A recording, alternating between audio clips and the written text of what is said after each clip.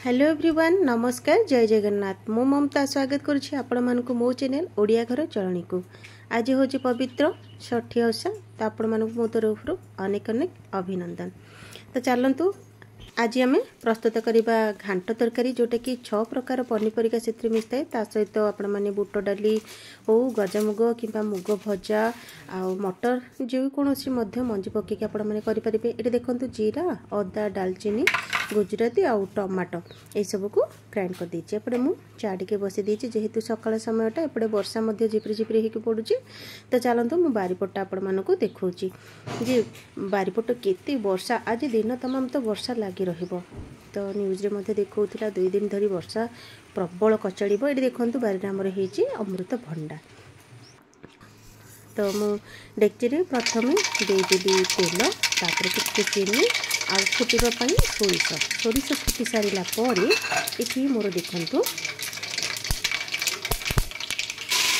एबे मोर जीरा अदा दालचीनी गुजराती सुखिला लंका ये सब जो पकईकि जो टमाटो पकईकि ग्राइंड कर देती ताको दे देली।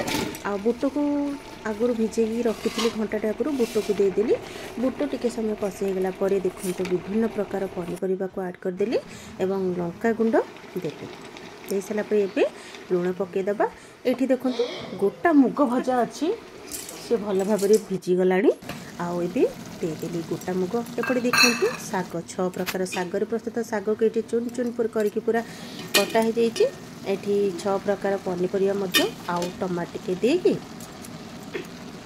ये मोर प्रस्तुत करने बेटी शाग पछरे देदेली भेंडी भेंडी दे सारा पर ताकू कभर करदेली लुण देकी।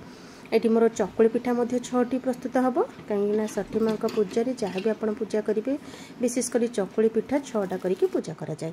ये देखो मोर तरकारी को कभर कर देती बढ़िया भाव पूरा भल भाव हो गला तरकारी पकईदेली। ये मोर जो घर प्रस्तुत मसला को देदेली एवं गुआ घी हाफ चामच देदेली।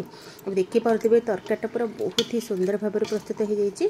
आज गोटे स्वतंत्रता हूँ आज तरकारी जमार भी हलदी पड़ो ना।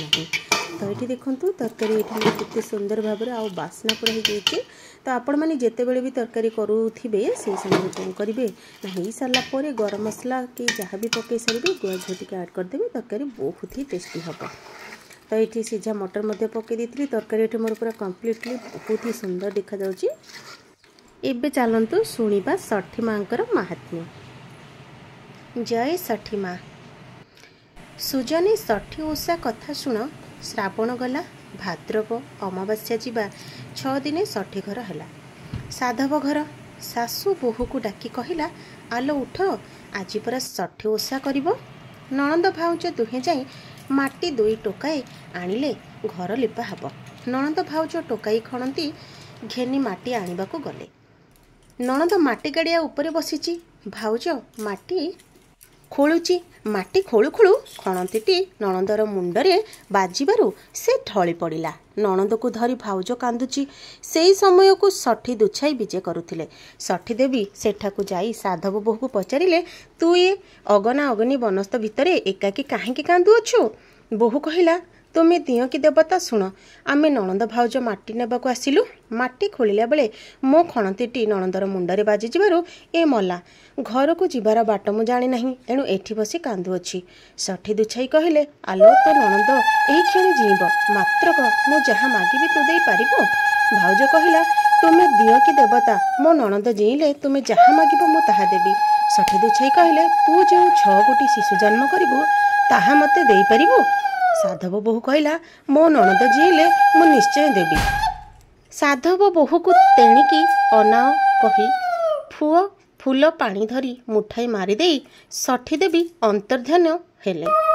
नणंद जी बसिला भाउज को कहला कि गो बहुत समय सोई पड़िले केतेबेले घर लिपिबा। दुहे माटी घेनी घर को आसिले लिपा पोछा कले चिता पैता देई ओषा सामग्री जोगाड़ कले। स्नान करी आसी 6 तियण 6 पिठा कले। शिलपुआ धोई चिता पैता देले हलदी कना पिंधाई षठी दौड़ कले। 6 गंठी पकाई 6 खियो सूता 6 केरा दुब करी षठी चाउल बांधिले। जुई डाल आनी छेनापणा ओ 6 तियण 6 चकुली बाड़ी सासु बोहू ओषा पूजी फूल दुब घेनिले। सेही मासे 2 मास परे साधव बोहू गर्भवास है। मासे 2 मास 3 मास एपरी 10 मास पर पुओटीए जन्म है। साधवाणी आनंद होई चंदन काठ अंतुड़ी करी माँ पुओ को शुआई अछंती। एमंत समय रे षठी दुछाई आसी कहिले, साधव बोहू तू जहाँ देबाकू कहिथिलु देबु कि नहीं? तह साधव बोहू पुओटी को तेल हलदी कज्जल और दूध टिके पियाई देई हलदिया कना खंडिकरे पुराई जला खिड़की बाटे पढ़ाई देला। पुओटी को केही चोरेई नेला बोली घरर समस्त को कही तुनी होई रहिला। आउ थरे पुणी गर्भ है। मासे 2 मास होई 10 मास है पेट व्यथा होई पुओटीए जन्म है। से बहुत आनंद है। समस्ते जगी बसिचंती। से पुओटी को कोଳରେ धरी अछि। संज बेल हेबारु षठी दुछाई आसिले कहिले, साधव बोहू देबु परा? से उठी सेही परी पूर्व प्रकार खिड़की बाटे गलाई देला। डाहाणी की भूत खाइला बोली कही कांदी कांदी तुनी होई रहिला। आउ थरे पुणी गर्भ है। मासे 2 मास होई 10 मास है पेट व्यथा होई पुओटीए जन्म है। से बहुत आनंद है। समस्ते जगी बसिचंती। से पुओटी को कोଳରେ धरी अछि। संज बेल हेबारु षठी दुछाई आसिले बोइले, साधव बोहू देबु परा? से उठी सेही परी पूर्व प्रकार खिड़की बाटे गलाई देला। डाहाणी की भूत खाइला बोली कही कांदी कांदी तुनी होई रहिला। पुणी मास हेलारु पेट व्यथा है पुओटीए जन्म है। से बहुत आनंद है। पुओटी को 5 दिन होईची। समस्ते जगी बसिचंती। गोसेई माँ पुओटी को कोଳରେ धरी बसी अछंती। आखिरे निद्रा घुमाइला। षठी दुछाई आसी कहिले, साधव बोहू देबु परा? पिलाटी को सासु कोळरू नहीं सेही परी तेल हलदी दूध पियाई खिड़की बाटे गलाई देला। सासु कहिला, किलो मु कोଳରେ धरिथिली किए नेला? दियो कि देवता नेउछि मु जानि पारु नाही। एपरी 5टी जाक पुओ षठी दुछाई को देईदेला। पुणी 10 मास है पेट बथा होची बोली सासु आगे कहला। सासु कहला, 5 पुओ खाइलु आउ मो घरे जन्म करिबु नाही। ते बोली ताकू घर बाहर करी सूता मुंडाई द्वारे लगा दी कहला, जा ए सूता जेउठारे सरिबो सेठारे जन्म करिबु। बोहू सूता घेनी जाई बनस्तारे पुओटीए जन्म कला। से बनस्तारे बसी कांदुअछि। एमंत समय रे षठी दुछाई आसी साधव बोहू को पचारे, तू काहेके कांदुअछु? से कहला, महाप्रभु नणंद भाउज माटी खोली आसिलु खणती बाजी नणंद मरीगला। तुमरी परी जणे आसी कहले, मु जा मागिबी ताहा जदि देबु तेबे तो नणंद जीव। तहु से कहले, तू जो संतान मान जन्म करिबु ताहा मते देई पारिबु। मु तांको कथारे देबी कहिदेबारु मो नणंद जीला। एबे 5 पुओ जन्म करी ताकू देली। आउ थरे संतान जन्म हबा कथा सुनी सासु मते घरु बाहर करदेले। एहा सुनी षठी दुछाई कहले, आलो मते तोर पुओ गुड़ाक देइथिलु मु सत्य जानिली। एबे तोर 5 पुओ नुहे, 5 बरस 4 बरस 3 बरस 2 बरस 1 बरस और गोटे छोट पुओ एपरी 6टी पुओ को पाई आनंद है। षठी दुछाई हांदଳରେ विजय कले। लोके साधवाणी को कहले, आलो तो बहु 6 पुओ को घेनी आसुछि, हांदଳରେ षठी दुछाई आसुचंती। साधवाणी बहुत आनंद हैला। बहु नाती माने आए पड़िले। भात गोबर निउछेली करी षठी दुछाई पाद तले पड़िले।